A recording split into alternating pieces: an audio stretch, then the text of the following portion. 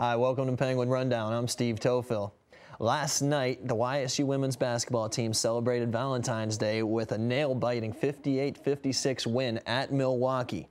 They improved to 17-5 overall and 7-2 in the conference. Brandy Brown, 15 points, 15 rebounds. Karen Flagg, who we're going to discuss a little bit later, had 8 points, 5 boards, and added an assist. And off the bench, Heidi Schlegel once again had a big night, 15 points to add. Now let's look at the upcoming schedule for YSU. We see on the 16th, they're going to have a 3 p.m. start at Green Bay. They're going to be back home on the 21st of this month, a 7:05 p.m. start, hosting Cleveland State. And then they're going to go back on the road at Loyola on the 23rd for a 12 noon start.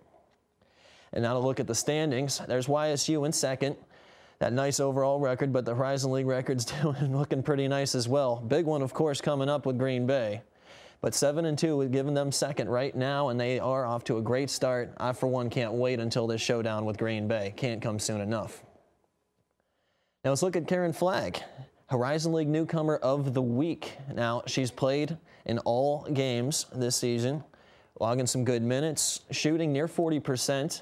She's been an incredible contributor for YSU, and who knows, she might be that person we look to take the torch in another year when Brandy steps down. And now to men's basketball. This past Sunday, the YSU men dropped a heartbreaker in triple overtime to UIC at 88-83 final. Really tough loss, especially considering they outstole and outblocked their opponents. They won the turnover battle. Kendrick Perry had a huge night, 29 points along with 6 rebounds and 5 assists. Blake Allen, of course, had a good night, 16 points, 9 boards, 4 assists. And Cameron Beelan, who's been the great newcomer this year for the YSU men, 14 points, 7 rebounds, and he added a couple assists as well. Let's look at the upcoming schedule. Tonight at the Beagley Center here at YSU, they'll be hosting Milwaukee. That's a 7:05 tip-off. Sunday, they're going to have a 2:05 tip-off also here at YSU against Green Bay. And then next week, there will be the big bracket buster game hosting Central Michigan. That's going to be a 7:05 tip-off. That's on the 23rd. Again, a lot of implications there. Big game for YSU. Now look at the standings. There's YSU at 6th, 14-11 overall, 6-6 in the conference. Still a good handful of games left, and as you can see, they're close enough there. They can even catch Detroit in that second spot. Frankly, they can really move up, and maybe we can even wind up hosting some games here at YSU come tournament time. Our own Jory Benecki actually had a chance to sit down with both some baseball and softball representatives. We're going to show you those interviews right now. In Arizona and Florida, Major League Baseball players are starting to report for spring training. Here in the Watts, YSU baseball and softball are finishing up their spring training as they get ready to head south for a month of games. At a press conference on Monday, softball senior Sarah Gable stated about one of the challenges the team faces having to practice indoors. The beginning of the season, it's just more practice games anyway, you know, and I do think that they do have an advantage just because they have been able to practice outside, and, you know, we're in the Watts, and it's a lot different in the Watts than a normal field because the ball just doesn't bounce like that on the dirt, and obviously the turf it's never like that in the outfield with the grass. I think the outfield is, you know, just getting used to seeing the ball outside. It kind of takes a while to adapt, but for the most part, I mean, we're still getting the live at bats. You know, we scrimmage in the Watts, so definitely having that training facility really helps, you know, so we can scrimmage. But I do think the other teams have an advantage just because, you know, they can just beat outside in general and see the ball. Definitely, the ball is much harder to see in the Watts, so maybe that's an advantage for us. So we'll see. Sarah also stated the importance of the tournament as a helpful preparation for the Horizon League season.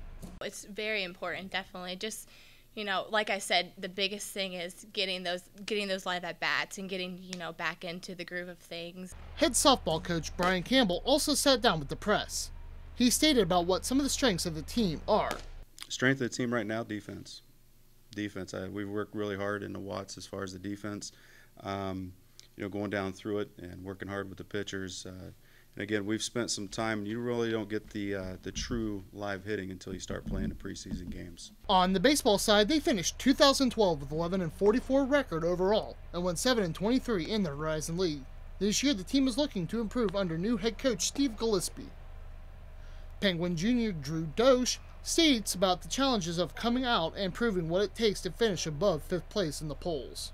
But I think the thing that we all saw when we looked at that report that came out was the team standings, the prediction.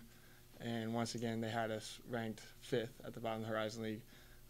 And that's something, it's not about me, it's not about Nick, it's not about the new coaching staff this year. Hopefully all of us are big parts in turning this program around, but everything's got to come together, to prove to people that we can play at the top of the Horizon League. I think that just comes naturally with, playing.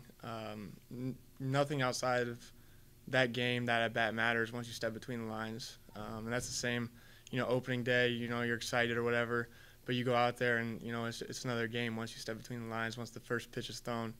You put everything, all the hype, all the, accolades, like you said, that means nothing once the first pitch is thrown. You got to go out there and you got to prove it every single day. Coach Gillespie stated to the press that the team needs to take it a step at a time. Well, I think the most encouraging thing right now is that physically we're in pretty good shape. I mean, I think our legs are in shape, our arms are in shape. We've had our position players able to get 30, 35 at-bats in our scrimmages. Pitcher's been able to throw 10, 12, 14 innings maybe. And from that standpoint, from just being ready to play, I think we're there. Obviously it's going to come down to getting out and seeing a different color uniform and competing, on Friday night. And I think we've got to take small steps. We've got to go a game at a time, a pitch at a time, and then we'll add it up and see where we are 3 months from now. Hopefully through the first part of the season maybe being a learning process, we can be a pretty good team 3 months from now. But right now we've got to take small steps and see how good we can become from Friday to Saturday and Saturday to Sunday and this weekend to next weekend. The YSU softball team will start their season this weekend in Charlotte, North Carolina in the UNC Charlotte tournament. And also this weekend the men will face Sanford in Alabama.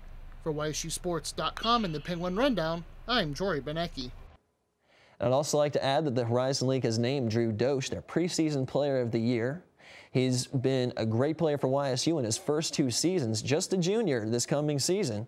As you can see there, he had 8 home runs, 42 RBIs, and a .353 batting average last season. Nothing you could laugh at there.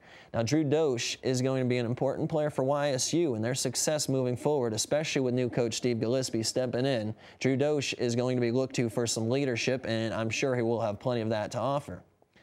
So don't forget to follow us on Twitter at YSUsports.com and check out the YSU Athletics website for any and all things YSU sports.